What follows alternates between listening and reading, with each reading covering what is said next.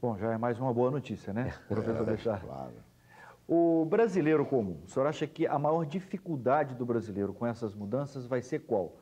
Vai ser com as palavras que perdem os acentos agudos ou os acentos circunflexos? Ou é esquecer do trema? O trema é menos problemático porque o brasileiro nunca foi muito chegado a usar o trema. De um modo geral, o homem comum não usa esses sinais diacríticos. Se você pegar uma redação de um aluno, mesmo aquele que está terminando o curso fundamental, ele não vai usar todos os acentos requeridos pela reforma de 43, que foi a última reforma para o Brasil, não é? De modo que você vê de 43 a 2008, quantos anos já se passaram, e muita gente não usa todos os acentos na hora de escrever, não é? Em segundo lugar, é preciso dizer que esses acentos são novos na língua escrita. Praticamente a disciplina desses acentos só começou no século XIX. E o português é escrito desde o século XII, de modo que esses acentos têm uma vigência muito recente na língua. Tiveram uma vida curta, então. Tem uma vida muito curta. Em segundo lugar, se pegar um livro de Machado de Assis, por exemplo, na primeira edição, 1908, por exemplo, você vai ver que o número de acentos era muito menor do que hoje. Então, e outra coisa também, a presença do acento não garante que ele vá ajudar a pronúncia correta da palavra. Por exemplo, estamos falando do trema. A palavra questão, por exemplo, não tem o U pronunciado e automaticamente não leva trema. Mas a pronúncia questão, questionário, questionar, são pronúncias vigentes, não é, a todo momento. De modo que a palavra não tem trema, mas a pessoa insiste em pronunciar esse U, que não deve ser pronunciado, a pronúncia deve ser questão. Professor Horácio, 3 anos, né, que é o esperado para a transição oficial. Mas para que o povo todo se acostume, estima-se que uma geração, né, seja necessária. O senhor acha que esses 3 anos para a transição são um período muito curto? Depende. Se realmente houver um interesse grande, principalmente das escolas, dos editores, dos jornalistas, em aprender bem o acordo e empregá-lo, isso em algum tempo já será feita uma assimilação pelo povo. Me parece que a escola é o centro das atenções.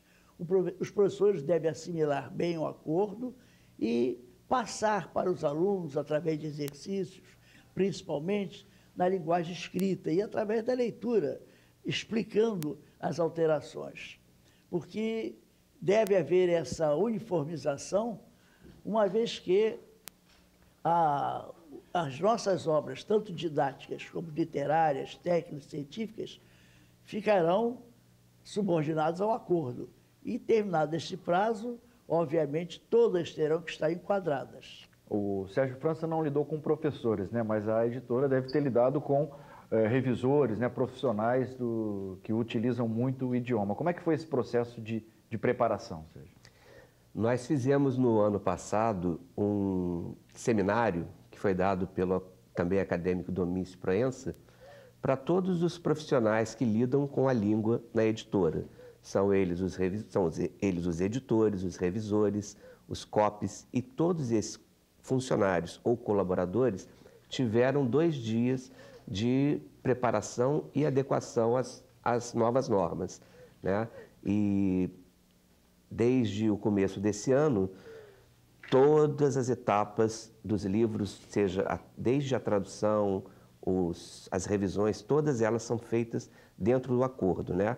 O profissional que trabalha com a língua portuguesa tem que ter plena ciência de que tem que estar capacitado e tem que agora é escrever como manda o acordo, não há volta dessa questão. E por esse treinamento deu para perceber já que é fácil, essa assimilação é fácil? Não, essa assimilação é um pouco difícil, na verdade, porque quando você tem o seu cérebro já programado para identificar o que você achava que era errado, ou então coisas que você achava certo e agora mudaram na forma de escrever somente, é claro, né? Esses profissionais têm uma certa dificuldade, é como se essas palavras ficassem mimetizadas, né? Você passa o seu olhar pelo texto e muitas vezes você não vê um erro porque não era considerado erro anteriormente.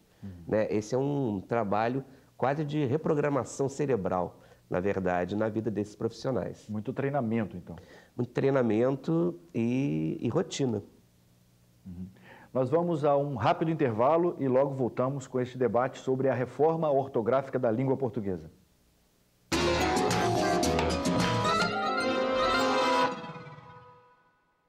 Estamos de volta com o nosso debate sobre a reforma ortográfica da língua portuguesa. Nós vamos começar este bloco com uma provocação do nosso público. Por que os portugueses lutaram tanto contra essa reforma? Não só os portugueses, mas também os brasileiros, porque uma reforma é sempre um incômodo para a nossa tranquilidade. Na vida prática, qualquer reforma que haja, você tem sempre um momento de perplexidade. Será que vai dar certo? Será que vale a pena? Não é? E os portugueses têm contra essa reforma a natureza da mudança, como os brasileiros também. Mas essa reforma ela foi proposta pelo Brasil, não é isso? E o último a ser convencido foi Portugal. Não, a proposta é uma proposta bilateral, não é, das duas academias, a Academia das Ciências de Lisboa e a Academia Brasileira de Letras. Essas reformas já se vêm, essas negociações já se vêm realizando através de aproximadamente uns 60 anos, não é? Só que cada reforma, ora, privilegia hábitos de grafia portugueses e outra reforma privilegia hábitos de grafia brasileira. Assim, hoje nós temos duas reformas oficiais. Portugal adota a de 45 e o Brasil adota a de 43. E agora, em 1986, as duas academias elaboraram um texto que foi alterado nesse texto de 1990, que é o texto oficial, aprovado hoje pelos governos, não só português e brasileiro, mas também pelos países independentes da África, que têm a língua portuguesa como língua de expressão oficial.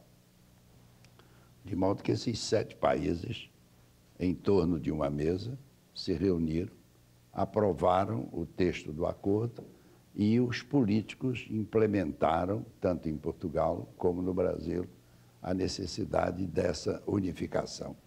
Professor Horácio, o senhor acha que o professor Bechara está sendo diplomático ou realmente os portugueses assimilaram essa reforma com facilidade? Porque o que a gente ouve dizer é que os portugueses, por se sentirem donos da língua, foram muito marrentos nessa reforma e demoraram muito, né, para assimilar esse acordo. Isso é uma verdadeira novela desde da Ortografia Nacional do Gonçalves Viana em 1904. Depois, 1907, 1909, daí por diante, sempre houve tentativas de acordo entre Brasil e Portugal. Por exemplo, em 1931, houve, felizmente, as bases de um acordo. E Portugal publicou o seu vocabulário ortográfico em 1940 e o Brasil em 1943. E aí foi até um caso interessante, porque nessa época o então ministro da Educação, Gustavo Capanema, ouviu a Academia de Ciências de Lisboa, que o Brasil ia fazer o seu vocabulário. Houve receptividade da Academia de Ciências de Lisboa.